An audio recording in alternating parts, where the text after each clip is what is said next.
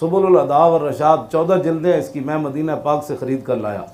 اس کے اندر امام شامی نے لکھا کتا پاگل ہو گیا، قریب سے ایک ذمی گزرا، جیسے ہمارے ملک میں عیسائی رہتے ہیں، ہندو رہتے ہیں، کافر بن کر دنیا میں رہے، اس کو رہنے کی اجازت ہے، اس سے بڑا تو کائنات میں بات کوئی نہیں۔ میرے آقا نے فرمایا من قتل معاہدا من غیر کنات حرم اللہ علیہ الجنہ۔ یہ اقوام متحدہ قیامت تک اس گرد راہ کو بھی اس فرمان کو نہیں پہنچ سکتی۔ آج ہمیں لوگ بڑی باتیں کرتے ہیں۔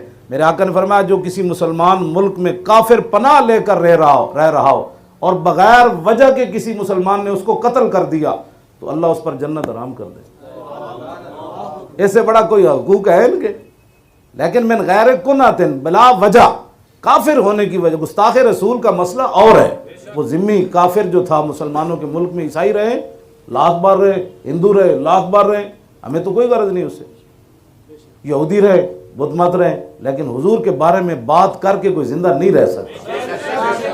یہ مسئلہ ہے، اور یہ میرا مسئلہ نہیں ہے، سمجھے مولوی خادم 1400 سال کے بعد یہ مسئلہ ہے، اس کو سمجھنے کی ضرورت ہے۔ ہمیں کوئی گالی دے دے لاکھ بار دے، ہمارے باپ کو کوئی گالی دے لاکھ بار دے، لیکن حضور کے بارے میں تو سانس لینے کا بھی مسئلہ ہے۔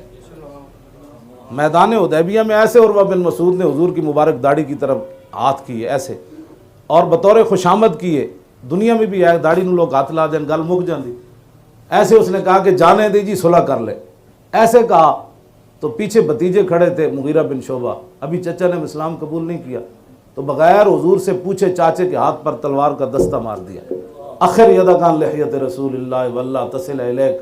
فرمایا چاچے اگرچہ تو خوشامد کر رہا ہے لیکن یہ انداز ہمیں بے ادبی کا نظر آ رہا ہے،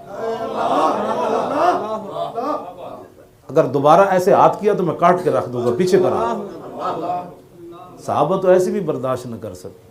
آج 2-2 فٹ کی لوگ زبانیں کھولیں اور پھر کہیں گے جی اس میں، وہ اوباما نے بھی ایک لفظ کہے تھے، آپ تو انگلش پڑھے ہوئے ہیں، کہنا ہے فریڈم آف سپیچ، کیا کہتے ہیں؟ ہاں، بولنے کی آزادی رائے ضرور ہے لیکن حضور کے بارے میں نہیں ہے۔